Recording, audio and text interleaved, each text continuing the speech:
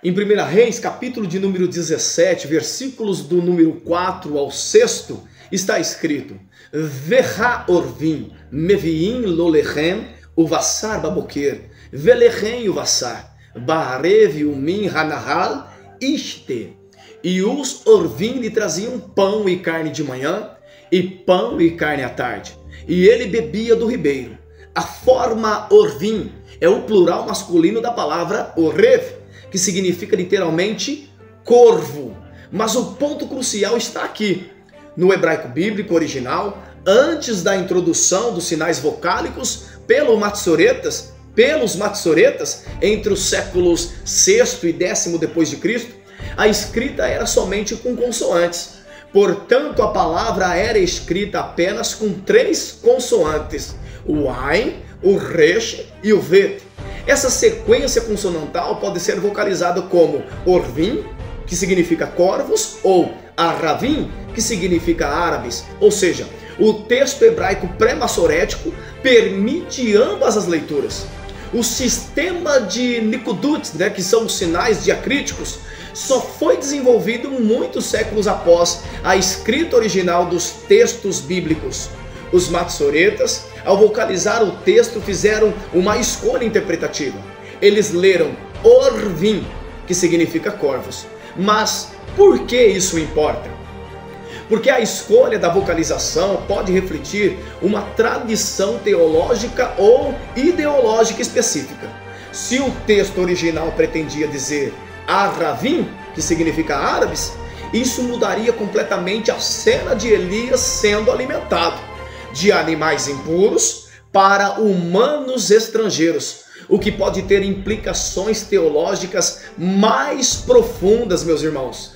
Corvos são aves impuras, segundo a lei de Moisés, Levítico capítulo 11, versículo 15. Isso gera um paradoxo.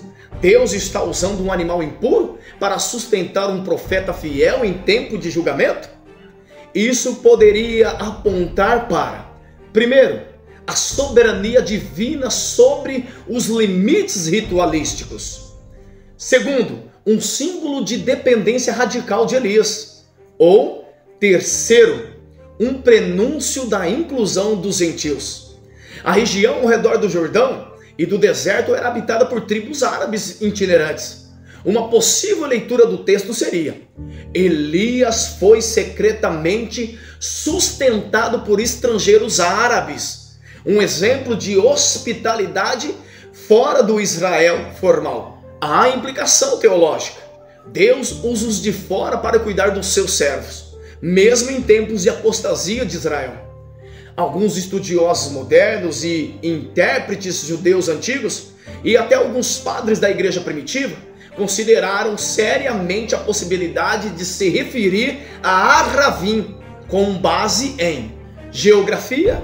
A região próxima ao Querite ficava perto de onde tribos árabes nômades circulavam. 2. Contexto de perseguição. Seria mais seguro para Elias ser cuidado por pessoas do deserto do que esperar milagres diários de aves impuras? Ou 3. Paralelos com outras histórias. Deus usando estrangeiros, como Naamã ou a viúva de Sarepta. Poucos versículos depois reforça o padrão. Há também algumas fontes de suma importância. Por exemplo, o Targum de Jonathan, uma tradução aramaica do Antigo Testamento, traz gente de Oreb. A Peshitá em siriaco não fala em aves, mas em gente também.